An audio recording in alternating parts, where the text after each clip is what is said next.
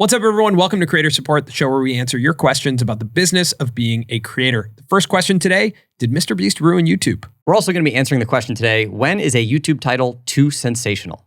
And we're going to be responding to some beef that Ludwig has with us. All right, if you make it to the deep end, let us know.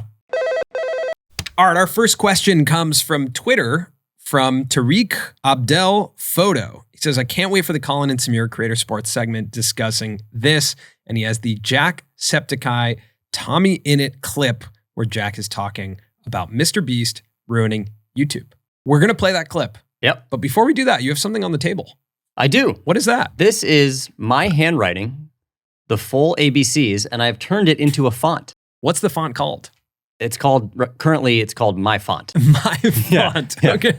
So if you want my font, you can get it on Discord. Discord is the sponsor of today's episode. If you guys watch this show, if you listen to this show, you guys know that we've been partnered with Discord all year to launch our community. And now we've just launched our server shop with our first product, which is My Font by Colin. That's like name TBD. That's really good. Yeah. So if you guys have Discord communities, then Discord is not only a way to bring your community together. Our Discord has been awesome. We have channels for video feedback, thumbnail feedback. We've done live sessions in there. And now we have a server shop where we can sell digital goods like Colin's font.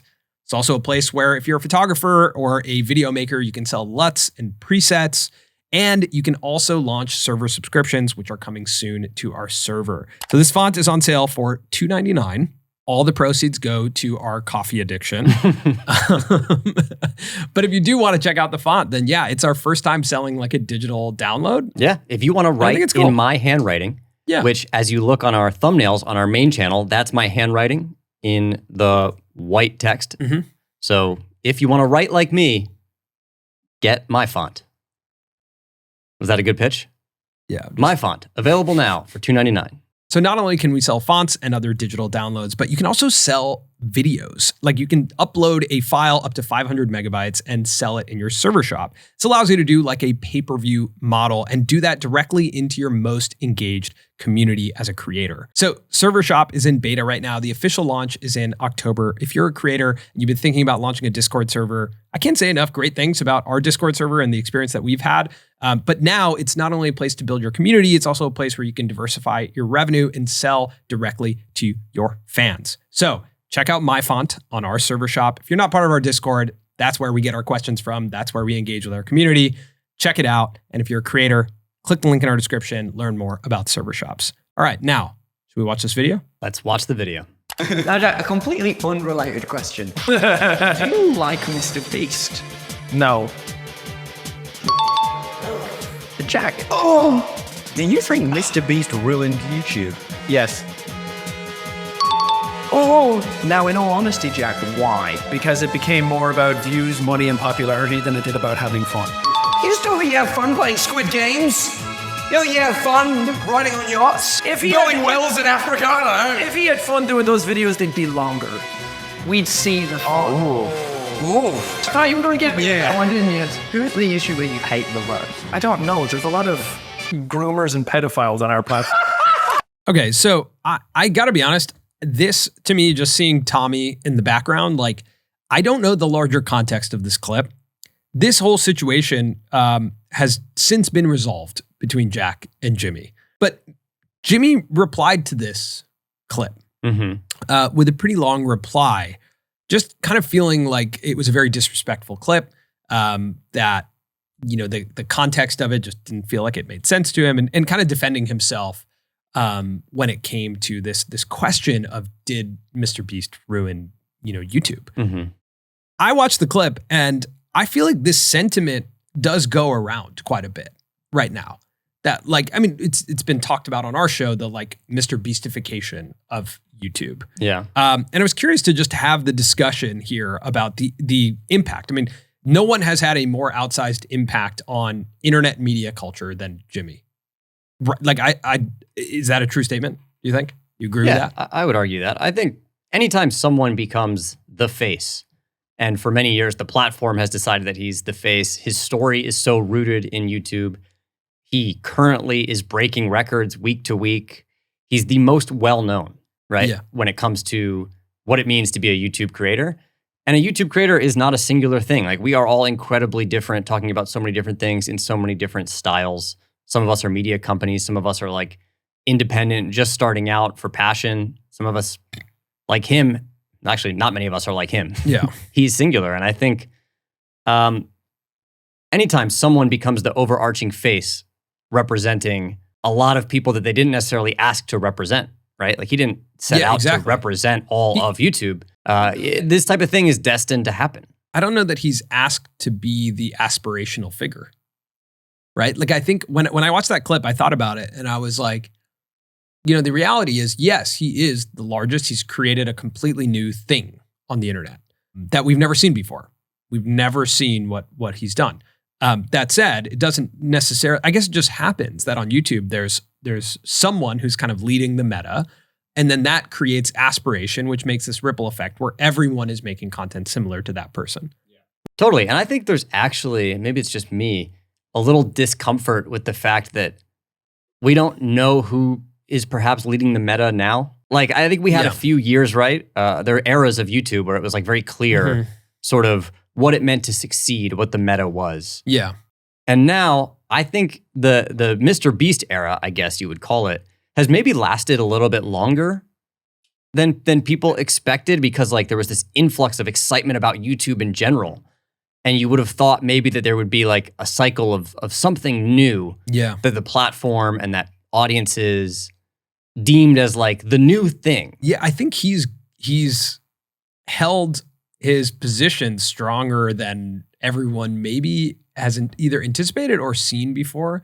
Typically, someone's kind of leading the pack and it's like 3 years. Yeah. And then they don't want to do it anymore. They don't want to upload anymore. They change their vibe. They go to TV. They go do something different. There's got to be a sports analogy here somewhere, right? There's got to be someone. But like he is not slowing down and continuing to push.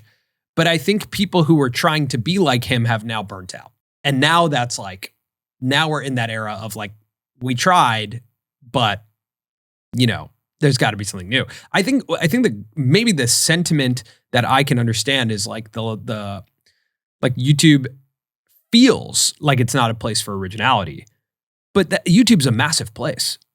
There's so much content on YouTube, right? Yeah. But I think people just feel like the fact that so many people are adopting his style and aspiring to be like him is what has felt like the most tangible change. And I think because a lot of his content's based around money, giving it away, and he's very transparent sort of with the fact that he makes a lot of money. It's hard not to when you're that big. The brand of YouTube became opportunity, not self-expression. Mm-hmm. Like if you think about, like Casey Neistat made a ton of money off YouTube as well and off of selling Beam and has done really well for himself. But the brand of YouTube, because of the style of content he made, was come here to express yourself. Yeah. So I think there's like some discomfort from some people of like, what is the brand of YouTube? Because I identify as a YouTuber, as a YouTube creator, and what is the overall brand in society, right? Because that will like impact me. And when I tell people, yeah, I'm a YouTube creator, I have a YouTube channel, do they immediately think like, oh, you must make videos like MrBeast? Because not everyone wants that. Yeah, of course. I think it's what you said about YouTube has become the land of like opportunity. And when the opportunity is so well known, that does change the creative. Mm-hmm. It just changes the creative. And I wanted to bring up, you just brought up Casey. I watched this clip from him and Rich Roll this weekend. Did you see that? I don't think so. He was on recently again? No. He was on a while ago, but it was a clip that surfaced that started getting passed around. I've noticed you've dropped off in terms of like posting on Twitter and stuff like that. I have a new rule with Twitter, which is every time I think of something clever, interesting, funny, insightful to tweet, instead of tweeting it, I just don't. Right. That's my rule. Anytime I go to tweet, just don't. Tarantino, maybe, one of the best living filmmakers right now. What does he take, like 8 years to make a movie? So for like 7 years, you don't hear his name. Mm-hmm. He's not making IG stories to show you where he got lunch today. He's just living his life, man. And his movies are great. And call me naive, but I think that it's a demonstration of where these brilliant creatives, where their focus is. And their focus is on what they do great. And I think that in social media, there's sort of this weird perversion where it's less about your craft and it's more about marketing yourself, branding yourself. It's a stupid fucking buzzword, but like that's what it's about. So when I think about what Casey's saying there, when I watched that clip, I actually related the two. The two clips over the weekend. Because I was like, what he's saying is right, but he's describing two different crafts. And I think we haven't separated those. Like, I think they have to be separated. To be a media maker is to regularly post stuff that will attract an audience. Yeah. That is what being a YouTuber is. It's like regularly posting stuff that will attract a large audience, a large and specific audience. To be a filmmaker or to be a creative is to make really creative stuff, and then typically someone else handles the distribution. Quentin Tarantino isn't necessarily handling the distribution of his films. He's handling the creation of the films. And the difference is, as a creator, you are dealing in distribution. So once everyone kind of caught up to that we are independent media publishers, everyone operates totally differently. They operate like independent media publishers. So yeah, like art doesn't necessarily feel like it always has a place on YouTube because that's not the game of YouTube. The game of YouTube is distributing content. Yeah, which requires consistency. Yeah. And consistency doesn't always match up with creativity. It's not guaranteed that you're going to be creative every single week, right? You could argue, like, with this show, one of the most important aspects of it, creator support, is that we're here. Right. Just that, like, we're like here. That's it. Just that, like, we've decided we will be here on Thursdays. It's like one of the most important aspects. Yeah. Yes, it matters what we talk about, who we're speaking to, the intention behind it, and the value. But one of the most important is just that it's regular. And that's not necessarily like a common trait of art. Yeah, I do think there's a craft to being a media publisher. Like, I think that is a craft. I enjoy that craft. I think that craft is really fun. I also enjoy the craft of making something really cool and creative. But those crafts are different. And my job is to be the media guy. That is my like regular job. And then my passion is to make something creative and fun. Those intersect a lot, but they are totally separate things. And I think that's the thing that maybe people confuse sometimes. You can have fun being the media guy. We all get to be these like young media executives who choose things that we put on the air that attract big audiences. That's also a fun thing.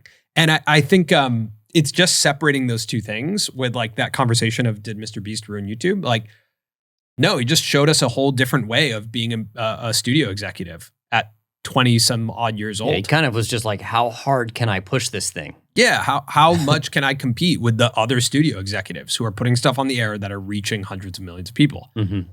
That's what he's doing. So when you think of it in that context, it's just that we have so many different versions of what a YouTuber is in our head. In today's age, like the ones that we are seeing rise to the top are the studio executive, the media distributor, the internet publishers, not necessarily like the creative craftsman. Again, sometimes those intersect, but you know, most of the times they don't. Yeah. It's important to understand as a creator where you lie on that spectrum. It doesn't mean that you have to pick one side, artist, media distributor. You know, like you said, like we have this format, which is a little bit more on the media side. Like we are here. Yeah. We will continue to be here, but then we pick projects that we can distribute mainly on the main channel. Yeah. That are more of that creative thing. And we make sure sometimes there's no brand obligations on those. We can take as much time as we want. Yeah. The thing we do is avoid the commercialization of our passion like too much. Yeah. You want to avoid that. That sounds like almost like antithetical to this whole thing of like, wait, I'm passionate about making videos, so shouldn't I monetize that? I always tell young filmmakers, like, if you have a passion film, you always wanted to make a film, just don't sell that one. Yeah. Don't sell it. Be careful with how many people you get involved. Don't get anyone involved in that one. Make enough money doing something else to finance that film on your own. Yeah. That's the game of this thing. Like, if you're a true creative. So to answer the question, no, obviously I don't think MrBeast ruined YouTube. I think he just opened our eyes to something different. I think the challenge is if you don't look within and think, am I trying to be the next studio executive or am I trying to be the next filmmaker? If you look at MrBeast, he's probably, he looks and feels more like, if you look at some of like the TV executives of the 90s and 2000s than, you know, Quentin Tarantino. Yeah. Right. I think the positive right now, and I said this on the roundtable as well, when Jacksepticeye says like it's become all about popularity and views, I actually think, and I said this, like I said on the roundtable, that it's more about brand over views right now. That like, sure, MrBeast gets a lot of views, but they're not views in random directions. Yeah. Right? Like it's a pretty consistent brand that he's built. And I actually don't think that's like a bad thing if you're trying to build a business. I agree with Casey that is kind of what it has become. Right. Like, it is a lot about promoting your brand. But if you're trying to make a business out of it, that's part of it. That's part of it. That's a huge part of it. Yeah. Interesting. Interested to hear your guys' take on this. You know, outside of like this isolated moment on Twitter that became very, very viral, just this conversation comes up a lot. And this, like Jimmy's impact on the platform comes up a lot. And I'd be curious to hear everyone's perspective on it. Again, I firmly believe it's like, you don't have to aspire to be like him. Totally. And then that changes the whole thing. It's like, okay, well, cool. Yeah. Just there's so many ways to make it on YouTube. Yeah. Even though he's won Creator of the Year every year. For 5 years. I don't think you should be stacking yourself up against that. True. All right. In line with this, from the subreddit, I really like Jordan Schwarzenberger and his thoughts. So this is in reference to our interview with the manager of the Sidemen. But I could not disagree more with his take on Creator Inc., specifically when he said there will never be another Sidemen or MrBeast. I think he falls into the trap of what all industries think at one point or the other, which is that the industry is stabilized and no one can dethrone the top.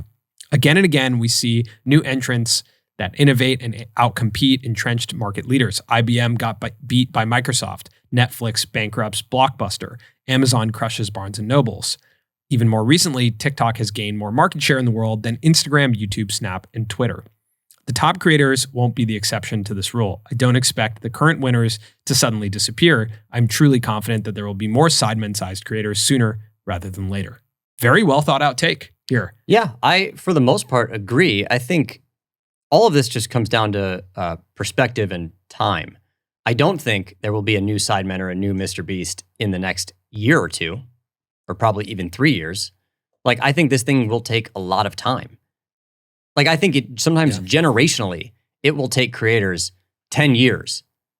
Like it took the Sidemen and like it took MrBeast to get to a point where they could be of that size. Like, I think brands like that, audiences of that size and communities that passionate, I think require lots of time in market. Yeah. So like, they may not be getting dethroned, quote unquote, in the near future. But of course, at some point, there will be a shift, right? And like generationally, there will be a new face of what it means to be a big time media group on YouTube, a big creator like that. So here's my take on this. Like, I remember when we were in sports, we used to talk about this moment in time where ESPN arose, right? Which is one of the largest sports networks here in the US. And Sports Illustrated was the biggest sports media publishing company. They had the biggest magazine at the time. The question always that I looked at was, why didn't Sports Illustrated launch a TV network? And it was because of this reason. They were at the top. They were like, well, redo works. No one's going to watch 24/7 sports on TV. That's crazy. And they didn't launch TV, and then ESPN became the market leader. But you're right. That took a very long time to happen. But what ends up happening in any business, when you're going from like it doesn't exist at all to it exists, you are super attracted to risk because you have nothing to lose. You're just like, let's just do it. Let's go nuts. Let's do whatever. Let's just try anything. And then once you build something, you have a ton of employees, you have a studio, you have a bunch of overhead, you have to make a certain amount of money every month to cover that. All of a sudden, you make different decisions. You become more risk averse. You're less interested in taking big swings. So then when the new player comes around and they're willing to take big swings, it's nearly inevitable. They're right. It's nearly inevitable that it happens. So I think what might happen is the next person that we see is going to be a single solo creator with no overhead, who then can, essentially outpace someone else because they don't have anything anchoring them down. But if they want to build a media company, they'll fall into a similar cycle. So I don't know that. I agree. It'll be a very long time until something like that happens. But I agree with this take that it's typically the person sitting in their bedroom alone right now who doesn't have a team, or any overhead, who might be able to outpace. I think that's where Ryan Trahan came in the picture, right? Was just like, once he reduced his team size and became very nimble, it's just like he was able to explode and is able to compete at very high levels. I think too, it is very hard to stand out right now. There have been many years of what I would call premium content, like creators who are taking this really seriously, putting out formats and high quality series. And I think just when you watch YouTube, you and I say, like, it's tough right now. There's a lot of stuff. If you search anything in any niche, like it is so much crazy stuff. How many options there are. And when you bring up Ryan, I think what makes him special and what made him stand out, you mentioned this on the roundtable, that he is in that challenge genre in a way, but he said, I try to pick actually the most ordinary things, the most attainable, the almost underwhelming and boring. Yeah. And that's what makes him stand out. Right. You know what I mean? That like in this genre, he has actually chosen to go a completely different way. Yeah. And I think that's what just new creators should think about in general is how can you do something where actually not many people are trying to compete with you there? Like that's a very competitive genre. Totally. And he was like, let me flip it on its head. And instead of doing really difficult things, let me just do underwhelming things and see, let me experiment with that. Right. And it actually worked really well. So speaking of different genres, this weekend, we had a discussion amongst our team around the video essay genre on YouTube. And I'm saying that specifically because I started by sharing James Janney's new SBF documentary, which is about Sam Bankman-Fried, the guy who started FTX. James Janney is phenomenal. He's so good at what he does. Like this crop of creators, Dodford, James Janney, even like Johnny Harris, like the video essayist who's like putting together all of this information. Cleo Abram, I watched one of her videos about robots and why they've taken over refereeing in sports. Like it was fantastic. But when I watch James Janney and Dodford specifically, they feel like documentaries. And I think it's because they call them documentaries. They put, like James Janney took 8 months to put this together. Let's play a clip of it real quick. My name is Sam Bankman-Fried. I'm the CEO and co-founder of FTX. Did you ever imagine that at 25, when you got involved, you would now be one of the most important people in the crypto world and have become a multi-billionaire? No, although... Not only one of the nicest people in crypto, but one of the smartest as well. SBF, thanks for taking the time out of your day down in the Bahamas to join us. How you doing over there? At only 30 years old, this guy had an estimated net worth of $26 billion. I mean, Forbes had already done an article on him. Save for Mark Zuckerberg, no one in history has ever gotten so rich so young. Sam is a genius, an effective altruist, and he's also the wealthiest person under 30 in the world. You can tell in the pacing of that, in the sound design, even if you're just listening and you're not watching, that it feels like a documentary. Even the branding of it, the thumbnail looks like a Netflix thumbnail. The newspaper headlines, like these are elements of documentary. You watch something on Netflix that's a true documentary with like, a lot of effort and time put into these. They look similar. Like they have those newspaper clippings. Right. Very well put together. The question that emerged amongst our team was, is this a documentary or is it a video essay? And there was a very good perspective from David on our team who said that for it to be a documentary, it requires multiple perspectives and sit-down interviews. What do you think is the distinction between doc and video essay? Like, are these docs that they're making? To me, it's like, I think I agree with like original footage sometimes, access. Like there's certain components to a documentary that. Yeah, I don't think it necessarily requires, I think it requires other perspectives, but I don't think it requires that you were the one who filmed those original perspectives. I think it's enough to pull A-roll from, the news or other interviews that are out there on the internet. Like, but is that a video essay? Because like an essay provides a ton of source material, right? From other places and like sites. Like essentially, if you can end it with just like footnotes and that's where everything comes from. But for me, a video essay is when the narrator is speaking almost the entire time. James is speaking. No, I don't know. A lot of the time. I think there's like a lot more breaks there. He's hosting though, too. He fills the gaps kind of like text on screen or something. Yeah. Yeah. Fair. I mean, this discussion is whatever, right? Like it's whatever it is, it's a great video. But I just thought it was an interesting distinction between doc and video essay. This is my favorite genre on YouTube right now. I can sink into one of these like on my TV, on my phone, like just really settle into one of these. And they're always great. Cleo Abrams' most recent one about, again, robots and referees, I was just like, I didn't know I wanted to know all of this stuff. Yeah. And now I know a very in-depth version of it. Yeah, it feels like the ripple effect from Vox. For sure. Right? Even with Cleo and Johnny coming from Vox. But even for us, like Vox was very aspirational for us when we started out on YouTube. Where does it though? Like where did these go? Is that just like the end? Yeah. It is. Yeah. Okay. I think like, what do you mean in terms of where do these people go who make these? Or do they become editors at Netflix and, like, or at production companies that are producing for Netflix? Because there's such good editors. Like the post-production of these films or video essays are phenomenal. I would trust them to get involved in Untold on Netflix. Or, I think that James Janney or Dodford would be better creatives, for an Untold or to be in the room when you're making a Netflix documentary. Then maybe 50% of the people who get put in those rooms. I would agree with that, but I think it is a big risk. If you're making Untold, a sports documentary with many interviews and source footage, most likely there are enough working professionals for sure, on that side of the industry. I'm not saying they should be the only, but I'm saying having them in the room is like... I think that would be interesting to see the perspective that they bring. But when you say where does it go, I think it's a specifically and uniquely YouTube genre. I will grab hours of footage and I will scour the internet and put things together in a way that people haven't seen before. I'm going to make the docs that traditional media is not going to make because they're perhaps too difficult in terms of like getting all the footage. They're too niche in terms of topic. I think one of the challenges right now is YouTube is so incredibly idea-based. Like I love James Janney's style, but if someone else made the SBF piece, I'd watch it. Yeah. But I love his style. Mm-hmm. But I also love Dodford's style. Like if Dodford had made it, cool, I'm down to watch the Dodford. Or Johnny Harris made it, cool, I'll watch a Johnny Harris one. Yeah. Like I think...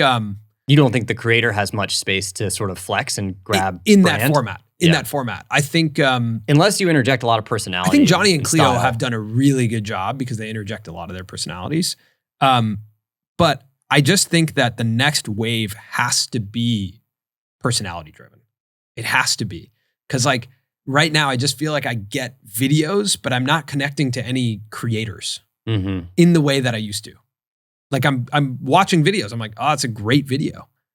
But I'm not going deeper with the creator. I have a craving for those types of creators to leave the desk. Totally. And Cleo does that. Cleo does that, yeah. And Johnny, of course, has like a massive history with doing that.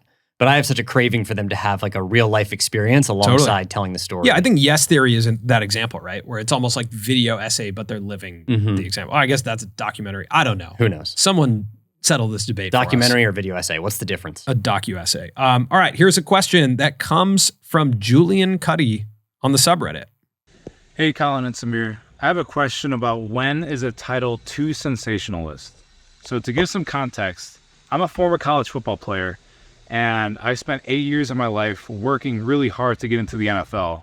And my senior year of football, right before qualifying to go into the NFL, I decided to walk away from football.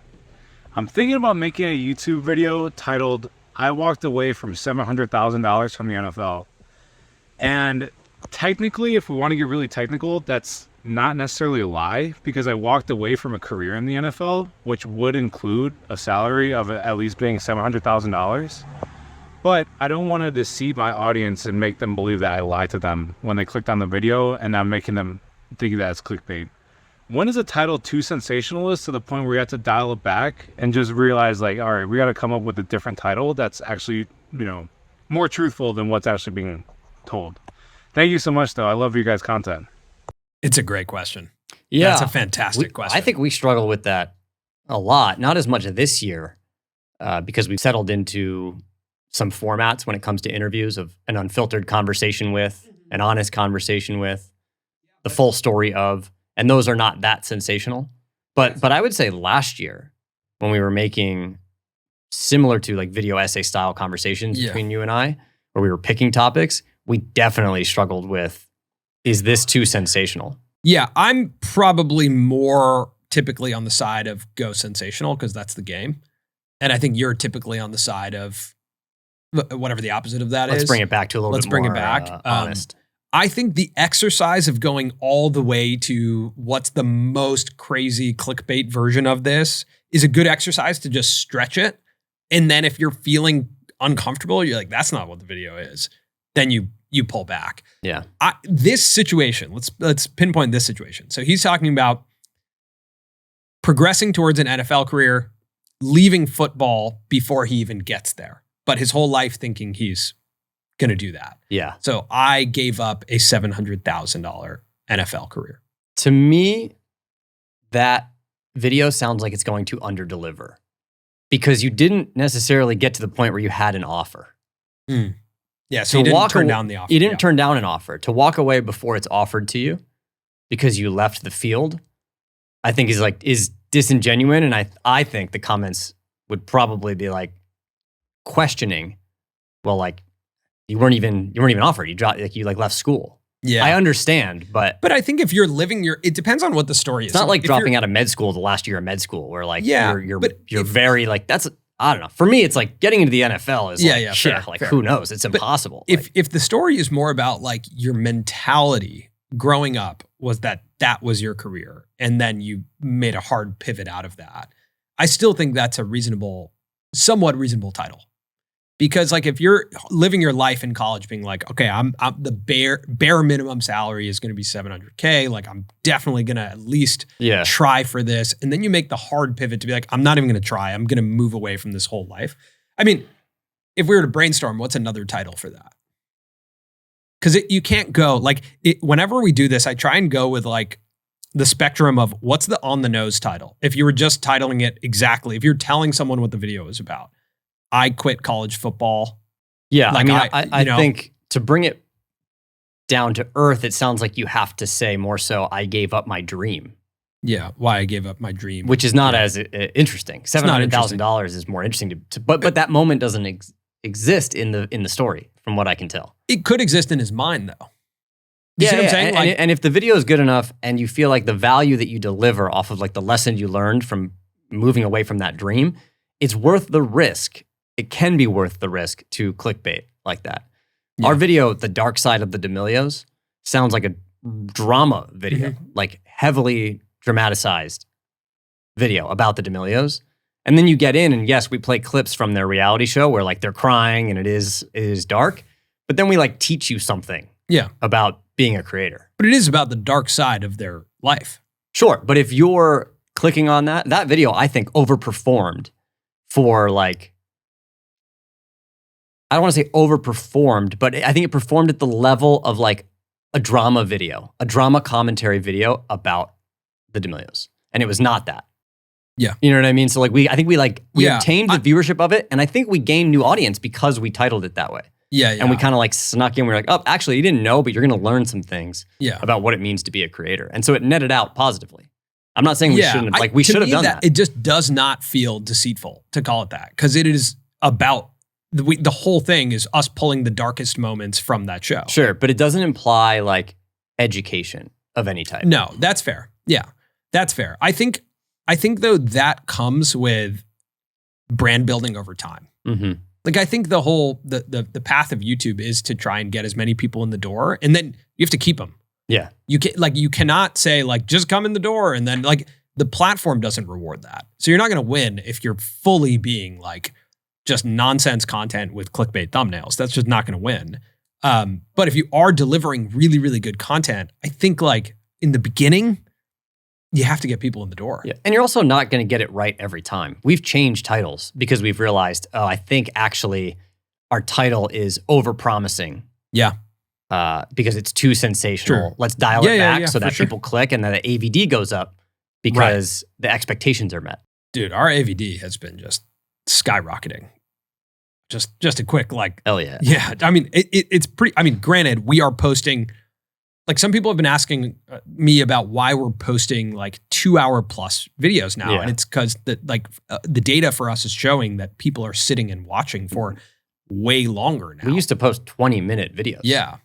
And now we're pushing in the hour and a half, 2 hours. That has caused some process complications on our end because when you have a 2-hour video, you have to export it, which takes a really long time, and then you have to watch it back for 2 hours to make sure that there's no mistakes. Yeah, it's a long process. So that's very different from a 20-minute video. It's definitely a simpler process than a 20-minute video. Our 20-minute videos were highly edited, structured, worked through. Yeah. So when you're talking about testing out titles, I did want to bring up that, a lot of people are getting the YouTube thumbnail A/B testing. We don't have it yet. We don't have it. What's the deal? What's the deal, YouTube? Yeah. People are tweeting about it. People post it in the Discord. People are like, look how much great FOMO, man. Look at how great thumbnail A/B tests are. It's like, what about us? Wow, yeah. It looks real fun over there. What about us? In A/B land. I don't think you can do titles yet. Really? It's just thumbnails? I think it's just thumbnails. But it's been really interesting because what it's gauged against is watch time, which is exactly what we're talking about. It's saying which thumbnail is driving the most watch time, not the most clicks. And I think that's a really important distinction, because that means that YouTube is saying which of these thumbnails is finding the viewers who want to actually watch this video. And that suggests even further that like the pitch of the video has to be so on point with what the video is, because what's being rewarded is watch time. Mm-hmm. Click in, experience it. And there's one small distinction that we made in our thumbnails for long form interviews was there was a time where we weren't including microphones in front of the guest's face. And it was just a great shot of the guest. Yeah. And what we realized was that was hurting watch time, because if there's no microphone, you don't fully cognitively understand that it's an interview. If it's titled a certain way, that is more about a subject matter, you don't know that it's an interview. So like superimposing a microphone in the corner just subtly signals to you like, oh, it's an interview. I was just reminded of, I think, one of our worst eras of over-sensationalized thumbnails. Yeah. And this is when, so coming off of the first interview with MrBeast, we put, and you can bleep this out, but we put fuck it in the thumbnail, and it worked really well. And we were like, okay, like one dramatic word or two dramatic words works really well. Yeah. And so then in our following interviews, for one guest, it just said drugs. That was Ty Verdes. Which was his hit song. Because he has a hit song. But like, that's unfair. Yeah, that's unfair. To just put his face and then the word drugs. For Victoria Paris, she has a really engaged community on TikTok. We put cult. And we put cult. Yeah. Okay. Yeah, that was a bad error. That was a bad error. That was a bad error, but we went back and fixed them. Yeah, we fixed them. Yeah, we changed them. That's the other thing. It's like, don't, like, just really be careful where you're taking your signals from. You take them from a guy like Colin, you're going to end up with drugs and cult in your thumbnails. Yeah, that's true, it could happen. So we were just talking about the dark side of the D'Amelios. And in that episode was a graphic that has become, relatively popular on Twitter because we tweeted it out. And Ludwig this week expressed that he has a problem with us because of this graphic, expressed a gripe. We're in the deep end. So Ludwig, please share your gripe. This chart haunts my dreams. Colin and Samir, I have to give a big fuck you to both of you for showing me this, because it rapidly changed the course of my life over the past year. In a typical media company, remove the CEO and it can still function with its base intact. At a creator company, remove the creator and the whole thing falls. That's pressure and a reminder to keep your overhead low. Now, I saw this after hiring 15 full-time employees at Mogul Moves, the company that is purely created to service me, Ludwig, and all of my stuff. If I leave, Mogul Moves isn't sticking around. All right? Look, as much as Aiden would love come up here, and he would actually hate it, but as much as I would love to see Aiden come up here and do a Mogul Mail and then see Nick Yingling do my live streams, it'd be funny for a bit, but it wouldn't work. It wouldn't effectively work, and it wouldn't uphold the salaries of the 15 people who work there, and they would all lose their jobs. And that's something that weighs on me. It's something I think about often. Yeah, he goes on to talk about the agency he launched, Off Brand, and how that is built to essentially allow him to step, like it doesn't have so much key man. It doesn't rely on him. It services other creators. Exactly. Yeah. And first of all, I thought this was a very funny clip to surface. It was shared in the Discord a ton, but it was something that I think is like a very good constant reminder for creators to think about, like, what are you building alongside? Yeah. Right. Mm-hmm. And That is a pressure we all deal with, though. I mean, even for us, we don't have 15 employees. That's intense in terms of at Colin and Samir specifically, like here in the office. But, you know, that's a reality, right? Like there's the Colin and Samir side of the business. There's the published press side of the business. Mm-hmm. The Colin and Samir side of the business, the second you and I decide it's unscalable. We're done. There's no more. That's it. Lights are off. Lights are off. We close this shop. Yeah. You know, that's it. And that's a scary thought. Yeah, it's a scary thought, but you have to just lean into the reality. That is what we're doing. Yeah. We are building a brand based on you and I. So that is just straight up what we're doing. It's the reason we didn't call it the Colin and Samir newsletter. We called it the Published Press so that we could build a brand that doesn't 100% rely on us. But if you don't want to do that, you don't have to. You just have to realize you're building something that when you're gone, it's done. It's done. That's it. It's the nature of the business. It's the nature of the business. I'd love to catch up with Ludwig and find out more about what he's up to. On that note of when we're done, it's over. Question from the Discord from Brinks. He says, will a YouTube channel ever get passed down through generations? So obviously family businesses and family channels are two separate things, but similar to how family businesses get passed down generations, do you guys think that there will ever be a YouTube channel that could be passed down through generations? I would imagine we'll see that, right? Where like kids of creators will inherit a channel. It'd be so interesting. I mean, okay, so we were at the Beyonce concert last night. Yeah. And first of all, went on really late, way past our bedtimes. It was loud. It was loud and late. It was loud and late. A little loud, a little late. But Blue Ivy came out, who's Beyonce and Jay-Z's daughter.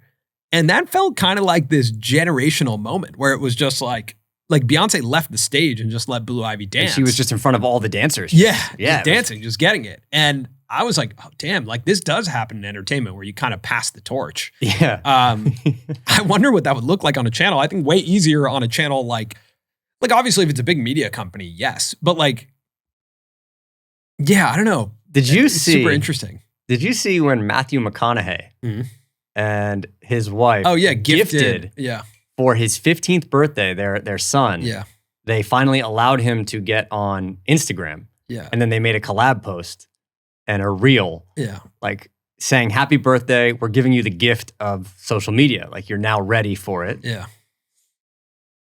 That's interesting. That like celebrities that is interesting. and creators eventually could be like, here you go, social media stardom. Who do you think, like the challenge there is that again, if you're a true like personality-based creator, it's like, I like you.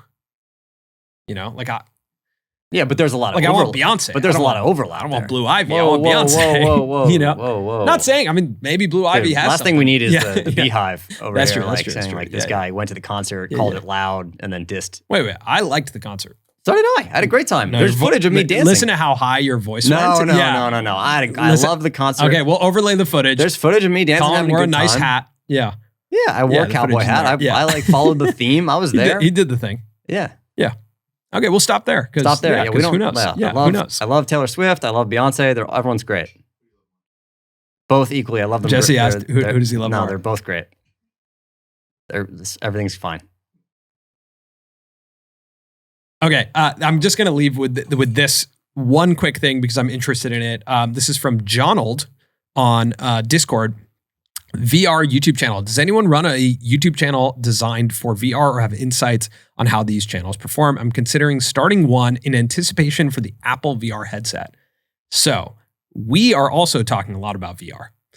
The rise of VR headsets, I think I'm just curious what the landscape of entertainment will look like when we are consuming it through VR. When you think about the concept that we probably will be like Zooming, we will be chatting, we will be looking at Instagram, we'll be just like looking at things through VR and AR.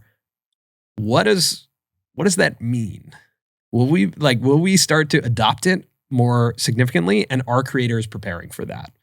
I do think it's a worthy experiment to hop on early. And I'm sure there are a lot of other channels that have been doing it, but it still is very early. Yeah. Karen Chang is who you should check out. If you haven't checked out anything VR or AR related, Karen Chang is awesome. I think it's Karen X Chang on Instagram. Check that out. Report back to us if you know of any other VR ones, because Colin and I are getting interested in VR. We are VR boys now. We're VR boys now? Yeah. Oh, wow. Well, we're just intrigued. We're intrigued. We're intrigued. We're VR. We're Vin. Nope. We're Vin Diesel. Yeah, All right. Vin Diesel. We will see you next week.